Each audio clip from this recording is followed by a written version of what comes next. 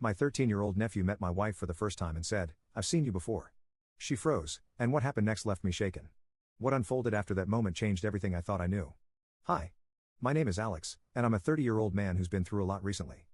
Even though some time has passed, it still feels like everything happened just yesterday. I wanted to talk about it with someone other than my family and friends, so here I am. Let me start from the beginning. I was born much later than my brother. He was 16 years old when I was born. Because of the big age gap, we never had a close brotherly bond, although he did spoil me a lot. It felt like he treated me more like his own child than his brother. By the time I was old enough to remember anything, my brother was already off to college. When I was 10 years old, I attended his wedding. He was already expecting at the time, so I was excited not just for the wedding but also to meet my nephew and have another kid to play with. 5 months after the wedding, my nephew, Tori, was born. I still clearly remember visiting him in the hospital right after he was born. I was so excited to see his little face and felt an overwhelming amount of love for him. After Tori came home, I spent as much time as possible with my brother to help take care of him. As the years went by, my love for Tori only grew. I would always offer to babysit whenever my brother needed help. Instead of thinking of each other as uncle and nephew, Tori and I felt more like siblings. That's why it was so hard for both of us when I had to move to a different state, Florida, to study and work. But I made sure to always call home and stay in touch with my family, especially Tori. The distance didn't break our bond. In my last year of university, I met my wife, Caleb. She was a star athlete, and I still don't know how I caught her attention. Since I wasn't into sports at all, I spent most of my time reading in the library. But one day, Caleb found me there and started talking to me. What I loved most about her was how confident and charming she was. Later, after we were together for a while, she told me she was actually nervous to talk to me, but I never would have guessed that from how confidently she approached me. We went on several dates and quickly realized that even though we had different interests, we fit well together. We shared the same sense of humor and spent all our dates laughing until our bellies hurt. It didn't take long for us to make our relationship official. I always made it clear to Caleb how much I loved my family, so she met them through many video calls. The only person I didn't tell about Caleb was my nephew, Tori. Even though Caleb had met almost everyone important in my family, she hadn't met Tori yet. I did talk to her about him a lot, though. One day, Caleb asked why she hadn't met my nephew even though I talked about him so much. I told her, "Babe, I haven't introduced you to Tori because he's just 11. I want to protect his innocence from my adult life." She replied, "I don't think 11 is too young. I'd like to meet him and be part of his life too. Tori is the most important person to me, but he's still a child. He doesn't need to be involved in my romantic life," I explained. "It feels like you're keeping me separate because you doubt our relationship's future," she said. "What? That's not true at all," I assured her. "You were afraid of introducing me to Tori in case things don't work out between us. You don't want to introduce him to someone who won't be a constant in his life," she continued. "You've got it all wrong. It's about protecting him, not doubting us," I said. "All right. Fine. Let's drop it. Just understand that I see a long future for us," she said. "But I'm just not ready to mix our worlds yet," I explained. I understood why Caleb was upset, but I wasn't ready to involve Tori in this part of my life. I wanted to protect Tori's innocence, even though deep down I knew I wasn't really doing that. In my mind, he was still that little baby I first met in the hospital, and I wanted to keep seeing him that way, at least until he became a teenager. 2 years after we graduated from college, Caleb asked me to move in with her, and I happily agreed. I was thrilled to live with a woman I was so deeply in love with. During this time, I also met all of Caleb's family. Caleb was still a little hurt that I hadn't told Tori about her yet, but she chose to let it go instead of bringing it up. I could tell she was still bothered by it because she would briefly mention it before dropping the subject. When Tori turned 13, I waited a couple of months before finally telling him about Caleb. We got on a video call one day while Caleb was out for a run. "Tori, I have something to share with you," I said. "What's up?" he replied. "I have a girlfriend." "Really?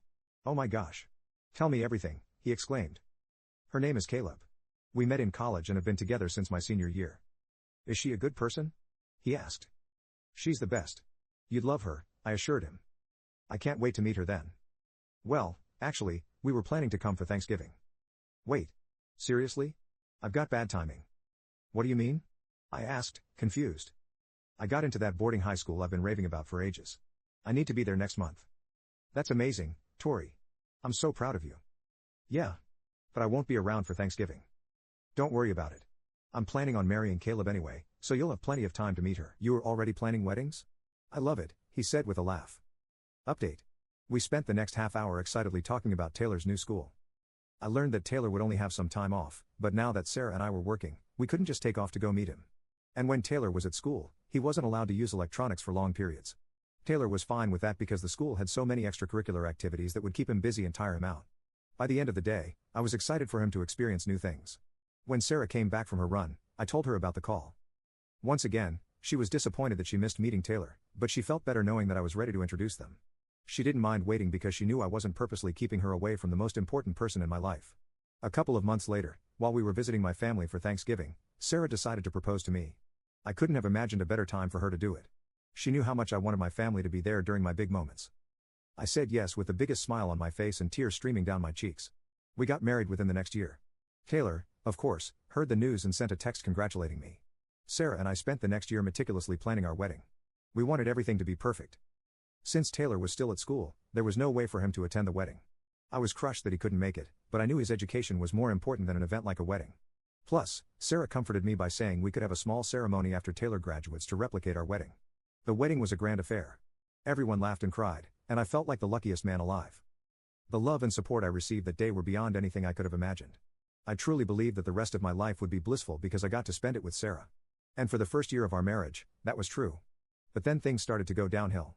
We both had stable 9-to-5 jobs, made good money, and lived comfortably. We were never really interested in having children, so that wasn't something we had to plan for. So it came as a surprise when one night while we were lying in bed, Sarah asked if she could start working overtime. "Babe, there's something I need to talk to you about," she said. "What's up?" I asked, a little concerned. "I've been thinking about taking up overtime at work," Sarah said one night as we lay in bed. "Overtime? Why the sudden interest?" I asked, surprised. "I've been aiming for a promotion for a while now, and the extra money could help us," she explained. "I love that you're passionate and ambitious, but we're already comfortable," I said. "I know, but I think we can do even better," she replied. "I love our time together. Just relaxing after work and on weekends, it means a lot to me," I told her, hoping she'd understand. "I value that too, but I see the potential for more," she said. "It's not about potential. It's about quality of life. I want to enhance our quality of life through hard work," she insisted. "I respect your choices, but I'm not happy with this decision." I admit it. "I'm doing what's best for both of us," Sarah said, then turned over and turned out the light after wishing me good night. I was left awake with my thoughts, feeling upset that Sarah had made this decision without really discussing it with me. We didn't need the extra money. Both of us were able to save a good amount each month. We had made smart investments and had our retirement funds set up. We lived comfortably, so I didn't understand why she felt the need to work more.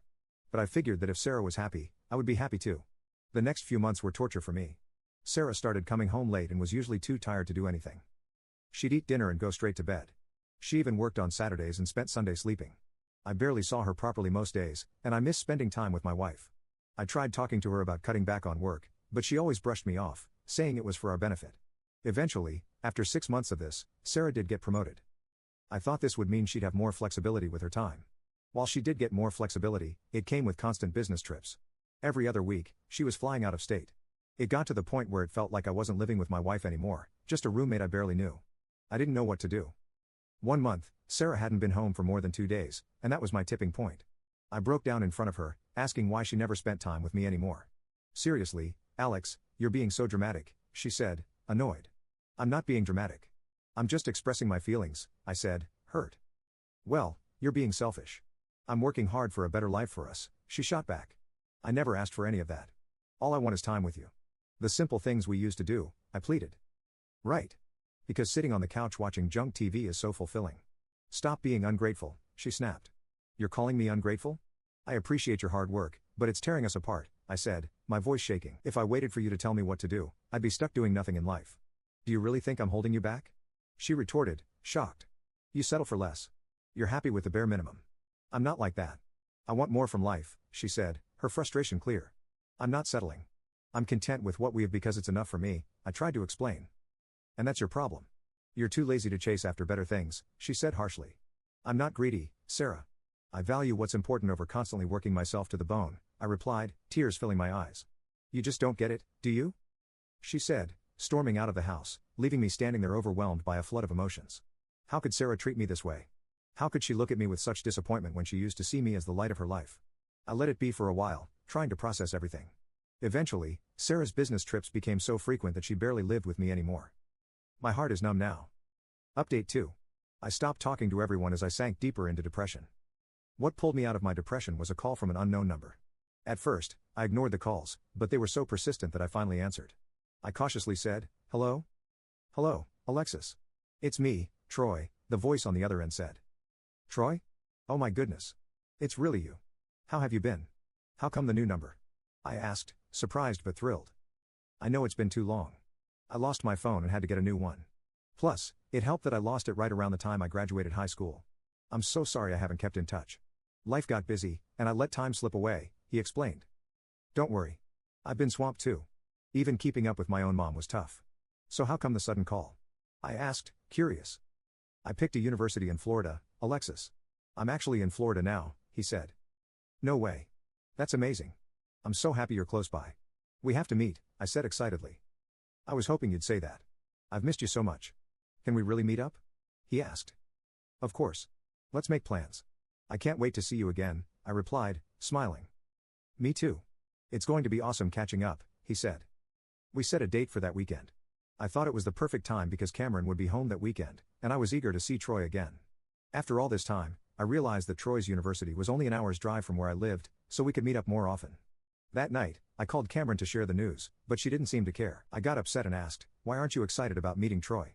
After all this time, I realized I'm never really a priority for you. You kept me hidden from someone so important to you with some silly excuse, Cameron responded. That's not true. I don't think my feelings about this are silly. Can't we just forget about it for now? I still want you both to meet, I said. It doesn't matter now, Cameron replied. But could you at least be nice when Troy's here? I don't want him to see our problems. Oh, so now you care about appearances? When will you be honest with him? Cameron shot back. It's not about that. I just want him to see the good parts of us. Good parts? Doesn't seem like there's much of that left these days, Cameron said, walking away. I couldn't understand why Cameron was being so difficult. I wasn't asking for anything unreasonable. I would have said the same thing if any other family member was visiting. I decided not to think about it too much because it only made me feel worse. When the weekend arrived, I greeted Troy with a big hug and teared up seeing how much he'd grown. We had 2 hours alone before Cameron came back from her trip, and during that time, we caught up on everything we'd missed. We laughed and cried together as we remembered the past. When Cameron finally came home, she went to freshen up in the bedroom. When she came back to the living room, she kissed me and then introduced herself to Troy. Troy looked confused as he shook her hand. How have you been, Troy? Cameron asked. I've been all right, Troy replied. Well, that's good to hear. I've always wanted to meet you. Alexis talks about you all the time, but she never let me meet you before.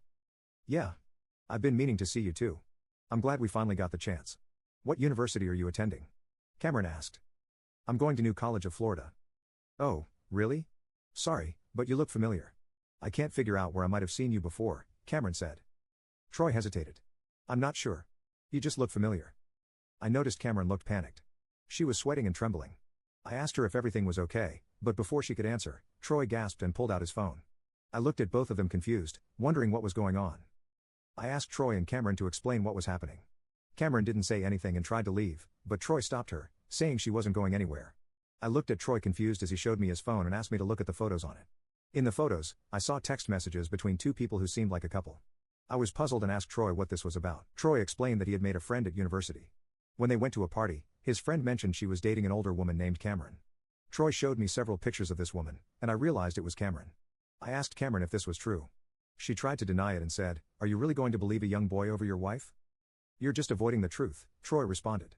"There's proof from text with my friend, but the messages only have a contact name, not a number, so it's hard to confirm it's her." He then showed me more pictures of Cameron on dates with his friend. My heart broke with each photo. I couldn't understand why Cameron would do this. We had been going through a rough patch, but I had hoped we could work things out. I turned to Cameron with tears in my eyes and asked her how long she had been having the affair. Cameron looked away and didn't answer. Troy, clearly disgusted, said he knew it had been going on for 2 years. My heart shattered. I wondered if Cameron's long work hours were really just an excuse to be with someone else. Then another thought struck me, and I felt sick just thinking about it. But I had to ask for my own peace of mind. I asked Troy how old his friend was. Troy replied with disgust that his friend was the same age as him. I couldn't bear to look at Cameron anymore. Not only had she been cheating, but she had been doing it with someone so young. I packed up Cameron's things and threw them at her, telling her to leave. She didn't even try to argue. Once she was gone, I ran to the bathroom and threw up, overwhelmed by the disgust of her actions. I cried for a long time, and Troy stayed by my side, comforting me. He spent the week with me as I took the necessary steps to move forward. I quickly filed for divorce and found a lawyer to report Cameron for her crime of dating and sleeping with a minor. Cameron tried to fight back, but the court sided with me. I got most of our assets, and Cameron was found guilty. She was sentenced to 5 years in prison and ordered to pay an $11,000 fine. I felt a sense of justice and relief. After all the pain I had endured, it was finally over. I was deeply disgusted to have been with a woman capable of such terrible actions, but I was glad she was held accountable. I found some comfort knowing that Cameron would always be a registered sex offender and that her life would be greatly affected by her actions. It took me another 2 years to fully heal, but I grew stronger from the experience. I moved back to my home state and spent time recovering with my close friends and family. In the end, it was my family who supported me and helped me find joy again. I share my story to remind you that no matter how difficult things get, there is always hope. I'm still healing, but I'm no longer haunted by Cameron's betrayal. Thank you for listening.